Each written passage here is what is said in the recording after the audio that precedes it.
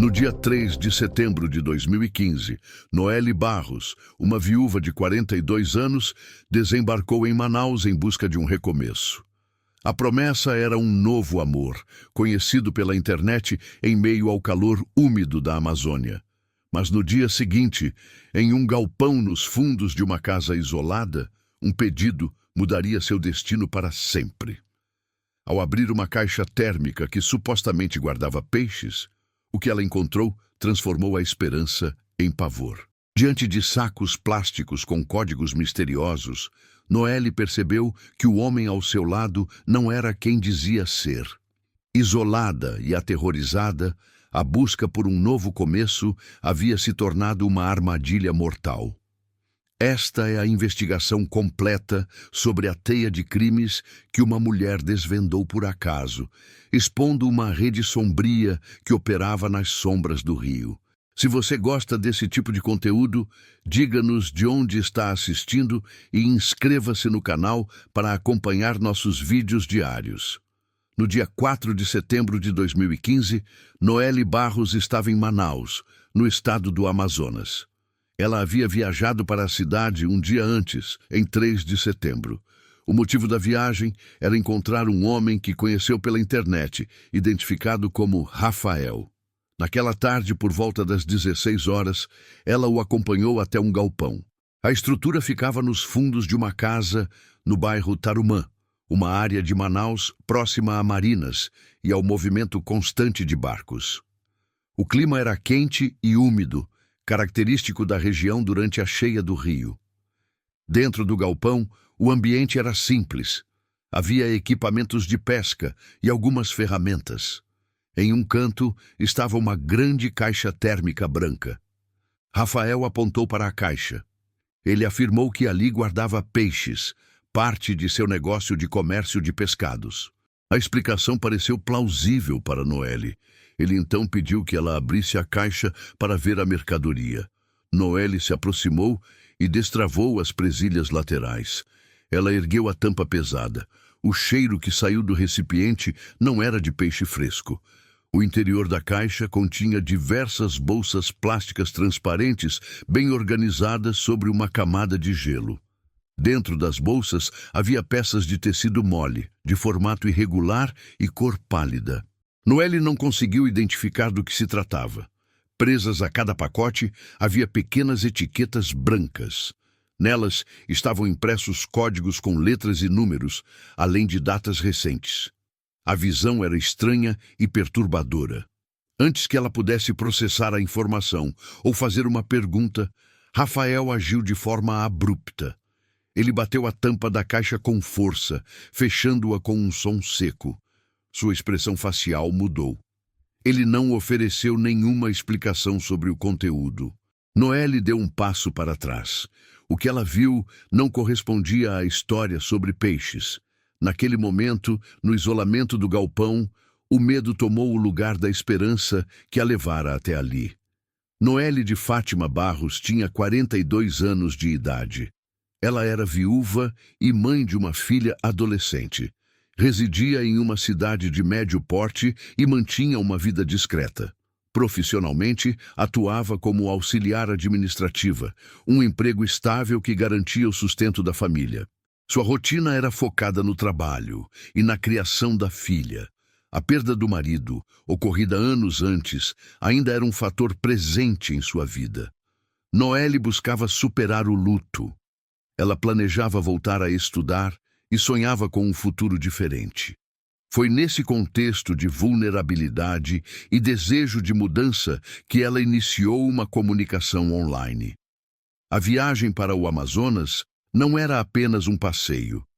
Para Noelle, representava a possibilidade concreta de um novo relacionamento e de um recomeço. Ela acreditava estar indo ao encontro de um futuro promissor, longe das memórias do passado. O contato entre Noelle e o homem que se apresentava como Rafael começou em um ambiente virtual. A comunicação evoluiu para conversas diárias, estabelecidas por meio de um aplicativo de mensagens. Ele se mostrou atencioso e compreensivo. Demonstrou interesse pela história de vida dela, por sua rotina e por seus planos. De forma calculada, Rafael explorou o luto de Noelle e seu desejo por um recomeço. Ele oferecia a promessa de um futuro compartilhado, longe das dificuldades que ela enfrentava. Durante semanas, a confiança foi construída de forma metódica. Ele descreveu uma vida em Manaus, falando de seu suposto negócio com peixes e da estabilidade financeira que isso proporcionava. Apresentava a cidade como um lugar de oportunidades, um cenário ideal para um novo começo a dois. A narrativa era consistente e detalhada, projetada para criar uma imagem de segurança e prosperidade. O relacionamento à distância culminou em um convite para uma visita presencial. Rafael insistiu que ela deveria conhecer a cidade e ver pessoalmente a vida que poderiam construir juntos. Após alguma hesitação, Noelle foi convencida a comprar uma passagem aérea. A data de chegada foi marcada para 3 de setembro de 2015. Ela organizou sua ausência do trabalho e preparou a filha para sua breve viagem. A expectativa era alta. Para ela, a viagem era a materialização de um plano de vida. Para ele, era a etapa final de uma isca. Noelle desembarcou em Manaus no dia 3 de setembro de 2015. A capital do estado do Amazonas era um ambiente completamente desconhecido para ela. A cidade, um grande centro urbano cercado por rios e floresta, operava em uma dinâmica própria. Naquele período do ano, a região passava pela cheia do rio. O nível das águas estava visivelmente alto, alterando a paisagem nas margens e a rotina da navegação local. O clima era de calor intenso e umidade elevada, condições constantes na bacia amazônica. O cenário era dominado pela água. Manaus é um porto fluvial fundamental para a região norte do Brasil. O tráfego de embarcações de todos os portes era incessante. Lanchas, barcos de passageiros e balsas de carga movimentavam-se dia e noite pelos rios que cercam a cidade. Essa atividade era particularmente intensa nas áreas próximas às marinas, que serviam como pontos de partida e chegada para o transporte de pessoas e mercadorias. O bairro do Tarumã, destino final de Noelle, estava inserido nesse contexto. A área é conhecida por sua proximidade com o Rio Negro e por abrigar diversas marinas e flutuantes. A vida local estava diretamente ligada à atividade fluvial. Para Noelle, vinda de uma realidade diferente, a escala daquela logística era nova e impressionante. Ela estava a milhares de quilômetros de sua casa, em um lugar cujas regras e ritmos ela não compreendia. A cidade, com sua mistura de concreto e água, representava um isolamento geográfico e cultural.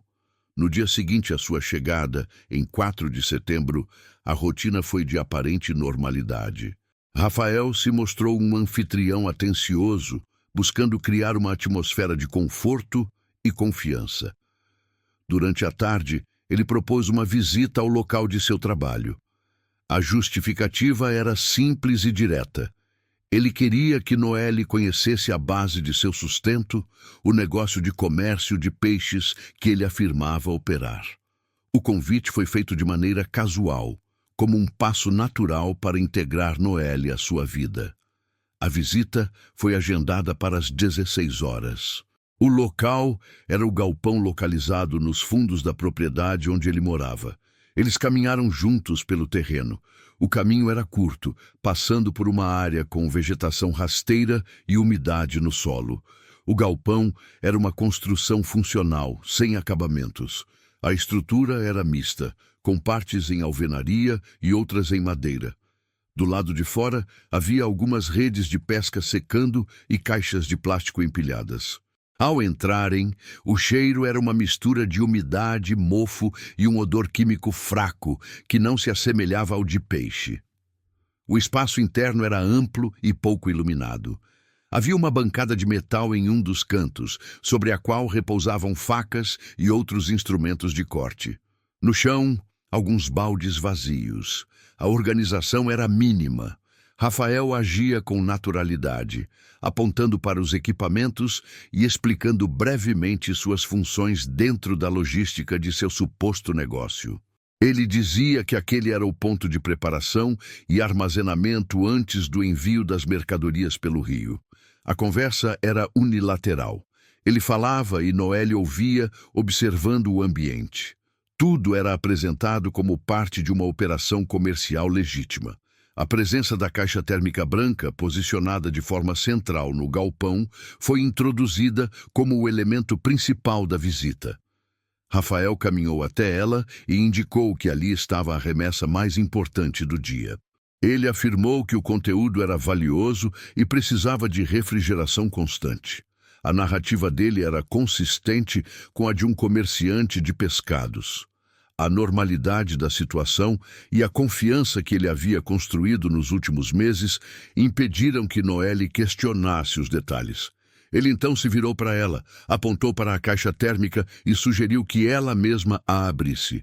O gesto foi apresentado como um ato de transparência, um convite para que ela visse, com os próprios olhos, a prova de seu trabalho. Noelle obedeceu. Ela se aproximou da caixa. Destravou as presilhas laterais e ergueu a tampa. O ar que escapou do interior não tinha cheiro de peixe. Era um odor químico, fraco, mas penetrante, que ela não soube identificar.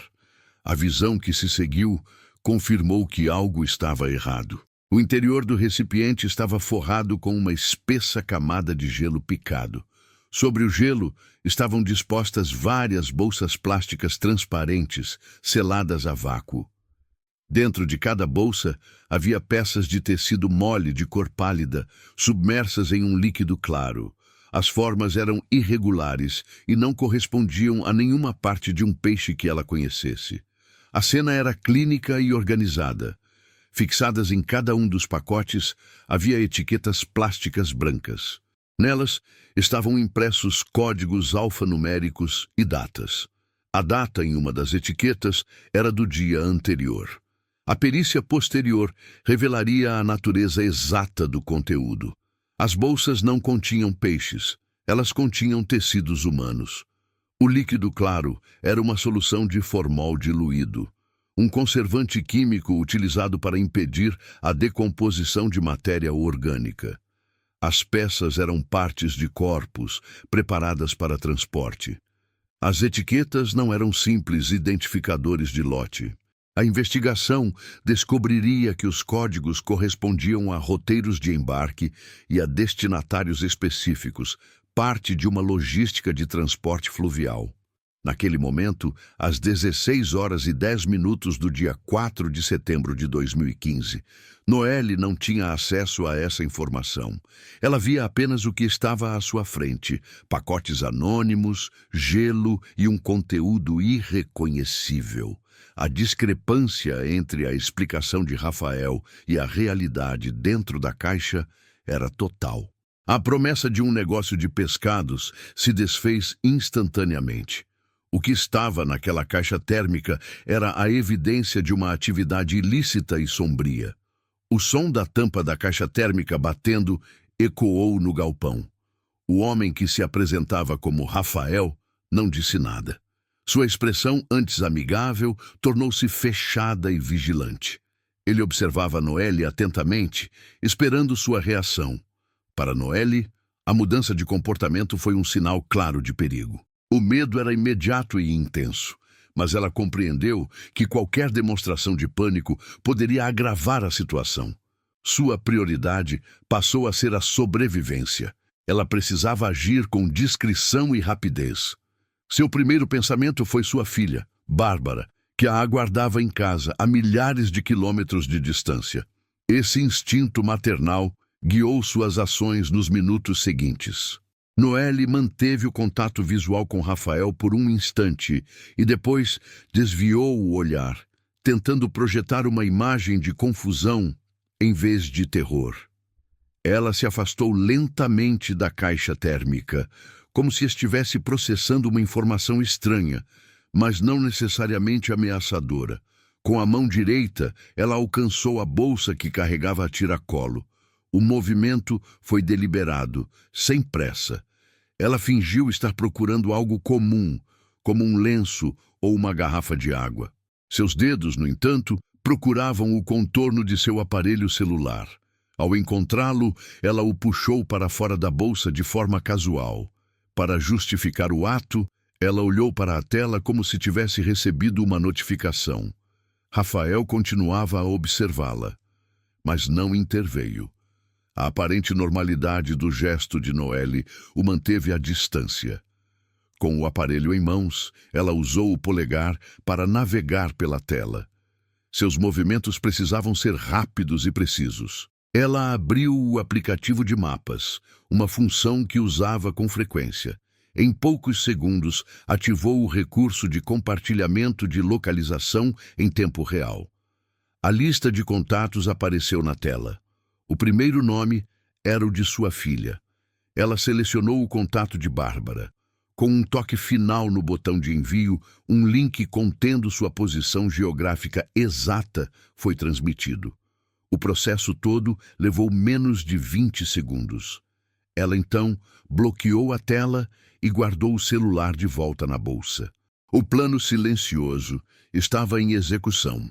Ela havia criado uma conexão digital com o mundo exterior, um rastro que poderia ser seguido. Agora, ela só precisava ganhar tempo. A milhares de quilômetros de Manaus, o celular de Bárbara emitiu um alerta. Não era uma mensagem de texto com palavras, mas um link de geolocalização. Ela abriu o link. Um mapa de Manaus apareceu na tela com um ponto piscando sobre uma propriedade no bairro Tarumã. A comunicação era incomum e não continha nenhuma explicação. Bárbara sentiu uma apreensão imediata. Ela tentou ligar para a mãe. A chamada foi direcionada diretamente para a caixa postal. Uma segunda tentativa teve o mesmo resultado. O silêncio do outro lado da linha, combinado com a estranheza da mensagem anterior, transformou a apreensão em alarme. Bárbara compreendeu que precisava agir com rapidez. Sem hesitar, ela ligou para o número de emergência da polícia. Do outro lado da linha, ela explicou a situação de forma objetiva. Sua mãe, Noelle Barros, estava em Manaus para encontrar um homem que conheceu pela internet. Havia enviado um link com sua localização exata e, desde então, não atendia mais o telefone. Ela forneceu o nome completo da mãe e o endereço indicado pelo link que recebera. A chamada foi registrada e repassada para a delegacia da jurisdição correspondente. O alerta chegou à mesa da inspetora Lídia, a policial de plantão responsável pela coordenação das ocorrências daquela tarde. A inspetora analisou os dados. O relato envolvia uma mulher de outro estado, em uma situação de vulnerabilidade potencial. A falta de contato após o envio da localização foi classificada como um indicador de alto risco. A primeira ação da inspetora Lídia foi verificar as coordenadas recebidas. O endereço no bairro Tarumã foi confirmado nos sistemas da polícia. Em seguida, ela determinou o envio de uma viatura para fazer um reconhecimento discreto da área, com a orientação de não alertar os ocupantes do imóvel. O objetivo inicial era observar a movimentação e confirmar a presença de Noelle no local. Simultaneamente, a inspetora iniciou o levantamento de informações sobre o voo de chegada de Noelle Barros a Manaus e tentou obter dados sobre o homem que ela foi encontrar. Cada detalhe era crucial para montar o quebra-cabeça. Eram 16 horas e 25 minutos do dia 4 de setembro de 2015. A engrenagem da investigação policial havia sido ativada por um único link enviado por um celular. O tempo, a partir daquele momento, era um fator crítico. Enquanto a equipe tática se posicionava nos arredores da propriedade, investigadores iniciaram um levantamento preliminar da área. O protocolo exigia discrição para não alertar os suspeitos. O primeiro passo foi conversar com os moradores das casas vizinhas. A abordagem era padrão: perguntas sobre a rotina do local e sobre os ocupantes do imóvel sob vigilância. Um dos vizinhos abordados foi um homem idoso, morador antigo da rua, conhecido como Seu Raimundo. Ele se mostrou cooperativo. Durante a conversa, forneceu uma informação que se revelaria crucial para a investigação. Seu Raimundo relatou que observava uma movimentação incomum na propriedade, especialmente no galpão dos fundos. Segundo ele, essa atividade ocorria quase sempre durante a noite. Ele descreveu ter visto homens carregando caixas térmicas, idênticas à que Noelle havia descrito em seu primeiro contato com a filha, do galpão até veículos que aguardavam na rua. Em outras ocasiões, a carga era levada a pé por uma trilha curta que dava acesso a uma pequena marina particular. Ali, as caixas eram embarcadas em lanchas rápidas que partiam imediatamente, navegando rio adentro na escuridão. O depoimento de Seu Raimundo foi a primeira corroboração externa das suspeitas da polícia. A informação conectava de forma concreta o galpão à intensa atividade fluvial da região. O relato também se alinhava com rumores que já circulavam entre os barqueiros locais sobre o transporte de cargas frias, um termo vago usado para descrever remessas ilegais e sigilosas transportadas sob refrigeração. A pista fornecida pelo vizinho deu à operação policial um novo foco, a rota de escoamento pelos rios. Após a apreensão dos materiais no galpão e na lancha interceptada, as evidências foram catalogadas e enviadas para o Instituto de Criminalística de Manaus. A análise ficou sob a responsabilidade do perito criminal Savino, um especialista em bioquímica e análise de documentos. O trabalho de sua equipe seria fundamental para transformar as suspeitas em provas concretas e para dimensionar a escala da operação criminosa. O primeiro item analisado foi o conteúdo das bolsas plásticas encontradas na caixa térmica. Em um ambiente controlado de laboratório, os pacotes foram abertos. A análise macroscópica inicial confirmou que os tecidos moles não eram de origem animal. Exames subsequentes, incluindo testes de DNA, comprovaram de forma inequívoca que se tratava de tecidos humanos. As peças variavam, incluindo órgãos e segmentos de membros. O líquido transparente no qual estavam imersos foi identificado como uma solução de formaldeído, popularmente conhecido como formol, em baixa concentração. O uso do conservante indicava a intenção de preservar o material biológico por um período prolongado, evitando a decomposição durante o transporte. O foco da perícia se voltou então para as etiquetas afixadas em cada bolsa. Os códigos alfanuméricos, a princípio indecifráveis, foram o ponto central da investigação de Savino. A equipe cruzou esses códigos com outros documentos apreendidos na operação, principalmente um caderno de anotações encontrado na lancha. Este caderno continha roteiros de embarque detalhados, com datas, nomes de portos fluviais, de pequeno porte e códigos correspondentes. A correlação foi direta. O código de uma bolsa específica coincidia com uma anotação de remessa para uma comunidade ribeirinha a 200 quilômetros de Manaus. Os códigos, portanto, não eram aleatórios. Eles funcionavam como um sistema de rastreamento logístico, identificando cada peça, sua data de preparação e seu destino final.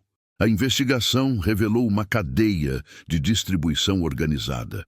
A análise continuou com outros itens coletados no galpão, entre eles um par de luvas descartáveis, encontradas em uma lixeira. As luvas eram de nitrila, um material comum em procedimentos médicos e laboratoriais, mais resistente que o látex. A escolha do material sugeria um trabalho que exigia precisão e proteção. A superfície externa das luvas foi submetida a análises químicas e biológicas. Os resultados foram conclusivos. Foram encontrados resíduos de formol, consistentes com o líquido usado para a conservação dos tecidos. Mais importante, a análise detectou a presença de sangue humano. A tipagem sanguínea revelou que o sangue era do tipo AB negativo, um dos mais raros na população geral. Essa descoberta confirmava o contato direto do usuário das luvas com o material biológico manuseado no galpão. O relatório final do perito Savino consolidou todas as descobertas. As evidências formavam um quadro completo e detalhado de uma operação de tráfico de partes humanas. A análise forense provou a natureza do material, o método de conservação utilizado e a existência de uma sofisticada rede logística para o transporte através dos rios da Amazônia. As luvas forneceram um elo físico entre os suspeitos e o manuseio direto do material. O trabalho da perícia transformou o conteúdo macabro de uma caixa térmica em provas irrefutáveis, fornecendo à inspetora Lídia as informações necessárias para desmantelar a organização criminosa. A ciência havia decifrado os códigos da morte. As provas periciais e os depoimentos dos suspeitos presos na Marina permitiram à inspetora Lídia e sua equipe conectar os pontos da investigação. A verdade que emergiu era mais complexa e sombria do que um crime isolado. O homem conhecido como Rafael não agia sozinho. Ele era uma peça fundamental em um grupo criminoso organizado, cuja principal atividade era a comercialização ilegal de partes de corpos humanos. O negócio era estruturado para atender a um mercado clandestino, com compradores que pagavam altos valores por órgãos e tecidos específicos. A investigação revelou o método de operação da rede. As partes humanas provinham de duas fontes principais. A primeira era a violação de sepulturas em cemitérios clandestinos ou em áreas de enterro com pouca fiscalização, localizados em regiões remotas do interior do estado. A segunda fonte, mais violenta, consistia em ataques diretos a pessoas. As vítimas eram geralmente indivíduos que viviam em comunidades ribeirinhas isoladas, com pouco acesso à comunicação e à presença policial. A vulnerabilidade dessas populações as tornava alvos fáceis para a organização. O galpão no bairro Tarumã funcionava como um centro de processamento. Era ali que o material biológico era recebido, preparado, conservado com formol e embalado para o transporte. A logística de distribuição utilizava a extensa malha fluvial da Amazônia para escoar a carga, dificultando o rastreamento pelas autoridades. As lanchas rápidas, como a que foi interceptada, eram o meio de transporte preferencial. Nesse esquema, o papel de Noelle Barros foi planejado de forma calculada. A paixão virtual era uma farsa, uma ferramenta estratégica para ganhar sua confiança absoluta. A organização precisava de pessoas de fora, sem laços com a região, para auxiliar na logística sem levantar suspeitas. O plano era usar Noelle e possivelmente outras mulheres em situação de vulnerabilidade para tarefas como o transporte de pacotes menores, o aluguel de imóveis ou a movimentação de dinheiro. Ela foi atraída a Manaus para ser integrada à operação, uma peça descartável em uma engrenagem criminosa. A confiança que ela depositou em Rafael foi a isca usada para trazê-la diretamente ao centro da rede de tráfico humano. Com as informações do laudo pericial e o depoimento do vizinho, a inspetora Lídia tinha os elementos necessários para agir. A operação foi planejada para a madrugada do dia 5 de setembro de 2015. O alvo era uma lancha específica, identificada a partir dos roteiros de embarque encontrados no caderno de anotações. A inteligência policial indicava que um novo transporte de carga seria realizado antes do amanhecer, para aproveitar a escuridão e o menor fluxo de fiscalização no rio. A marina indicada era um ponto de atracação pequeno e de acesso restrito, localizado próximo à propriedade investigada. Equipes táticas da Polícia Civil estabeleceram um perímetro silencioso ao redor do local, horas antes do previsto para a movimentação. A ordem era aguardar a chegada dos suspeitos e a transferência da carga para a embarcação antes de realizar a abordagem. O objetivo era efetuar a prisão em flagrante e apreender o material ilícito. Pouco antes do amanhecer, 3 homens foram vistos se aproximando da marina. Eles carregavam caixas térmicas idênticas àquela encontrada no galpão. O grupo agia de forma rápida e coordenada, sem conversas. No momento em que a última caixa era colocada a bordo da lancha, as equipes policiais avançaram. A ordem de prisão foi anunciada. A abordagem foi rápida e não houve resistência. Os 3 homens foram detidos no local. A lancha foi imediatamente apreendida junto com seu conteúdo. Dentro das caixas, os peritos confirmaram a presença de mais pacotes com material humano preparados para transporte fluvial. O auto de apreensão, lavrado no local, documentou a captura da embarcação, da carga e a prisão dos 3 envolvidos. Uma verificação inicial dos detidos confirmou que o líder do grupo, o homem que se apresentava a Noelle como Rafael, não estava entre eles. Ele havia escapado do cerco policial. A operação na marina foi um sucesso, mas o principal alvo não foi capturado. O homem que se apresentou a Noelle como Rafael havia fugido.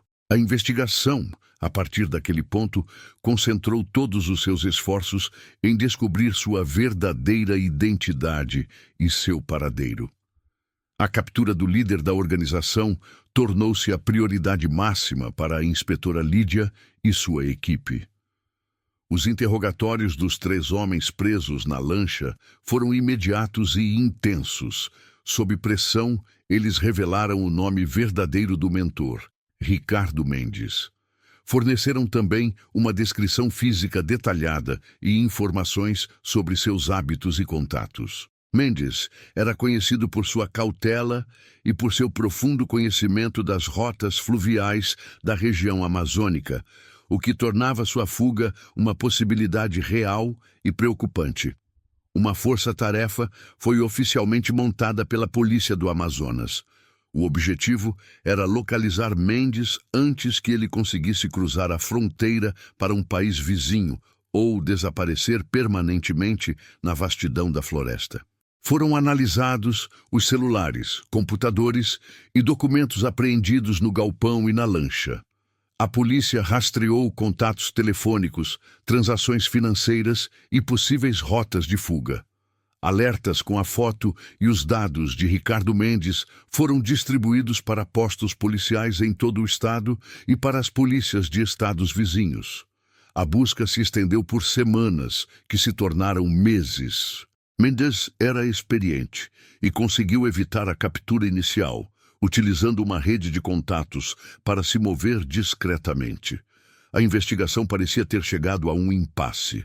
As pistas iniciais esfriaram e não havia registros de sua passagem por aeroportos ou rodoviárias. A informação decisiva veio de uma colaboração entre as forças policiais. Meses após a fuga, a polícia do estado de Roraima recebeu uma denúncia anônima. A denúncia indicava a presença de um homem com as características de Mendes na cidade de Boa Vista, a capital do estado. Ele estaria vivendo de forma discreta, evitando chamar a atenção. Uma equipe de vigilância da polícia de Roraima foi deslocada para o endereço fornecido. Após dias de observação, eles confirmaram a identidade do suspeito. Era Ricardo Mendes. Ele estava hospedado em uma pequena pousada na periferia da cidade, usando um nome falso e documentos falsificados. A operação de captura foi planejada para evitar qualquer chance de fuga. Foi uma ação conjunta entre a Polícia Civil do Amazonas, que se deslocou para Boa Vista, e a polícia local.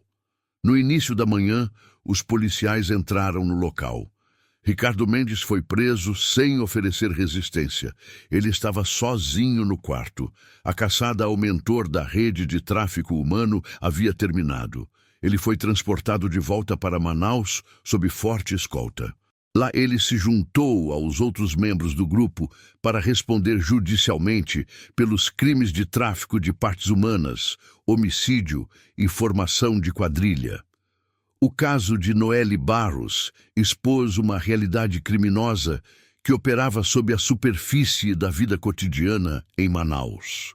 A descoberta da rede de tráfico humano teve grande repercussão no estado do Amazonas. A imprensa local cobriu o caso extensivamente, detalhando o método de operação do grupo e a vulnerabilidade das comunidades ribeirinhas. A opinião pública exigiu respostas e ações concretas das autoridades de segurança. A investigação confirmou os rumores que há muito tempo circulavam entre os barqueiros e moradores das margens dos rios. A expressão cargas frias deixou de ser um termo vago e passou a ter um significado concreto e documentado. O caso provou que as vastas hidrovias da região, essenciais para o transporte e a economia, também serviam como rotas para o crime organizado. A cobrança por uma maior fiscalização ambiental e policial nos rios tornou-se uma demanda central da sociedade. Em resposta direta à crise, a Secretaria de Segurança Pública do Amazonas anunciou a criação de uma nova unidade de investigação. Foi estabelecida uma força-tarefa permanente, com o objetivo específico de rastrear e desmantelar rotas de tráfico fluvial. A composição dessa unidade era multidisciplinar, um reconhecimento da complexidade do problema. Ela integrava agentes da Polícia Civil, peritos criminais do Instituto de Criminalística, oficiais da Polícia Militar Ambiental e técnicos da Defesa Civil. A missão da força-tarefa era clara. O grupo foi encarregado de aumentar as patrulhas em rios estratégicos, implementar postos de fiscalização flutuantes e desenvolver um sistema de inteligência para monitorar embarcações suspeitas. O trabalho dos peritos era fundamental para analisar evidências e identificar padrões de atividade criminosa, enquanto a Defesa Civil auxiliava no mapeamento de áreas de risco e na comunicação com comunidades isoladas. O legado do caso foi, portanto, uma mudança estrutural na forma como o estado do Amazonas monitorava seus rios.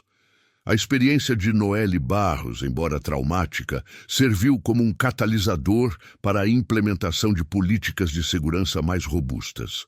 O crime revelou uma falha sistêmica e forçou o poder público a reconhecer e a combater uma modalidade de tráfico que se aproveitava do isolamento geográfico da região amazônica. A força-tarefa tornou-se um instrumento permanente de combate a esse tipo de crime. O caso da Caixa Térmica de Manaus revelou uma operação criminosa baseada em pilares específicos. A organização explorou o luto de uma mulher para seus próprios fins logísticos. A confiança, construída metodicamente ao longo de meses, foi traída de forma abrupta e violenta. O esquema expôs a brutalidade de uma rede que se escondia na complexa paisagem urbana e fluvial da Amazônia, utilizando seus rios como rotas para o tráfico. A estrutura da organização, focada exclusivamente no lucro, levanta uma questão central. Quanto vale uma vida humana dentro dessa cadeia comercial ilícita? As vítimas, fossem elas alvos de ataques ou pessoas cujas sepulturas eram violadas, foram reduzidas a mercadorias com códigos de rastreamento. A resolução do caso, no entanto, não foi resultado apenas do trabalho policial. Ela dependeu diretamente da lucidez e da ação rápida de Noely Barros. Em uma situação de extremo perigo, seu pensamento claro ao enviar a localização para a filha foi o fator determinante para a intervenção das autoridades e para sua própria sobrevivência. A resiliência da vítima se tornou a peça-chave que desmantelou a organização. Se você gostou do vídeo, diga-nos de onde está assistindo e inscreva-se no canal para acompanhar nosso conteúdo.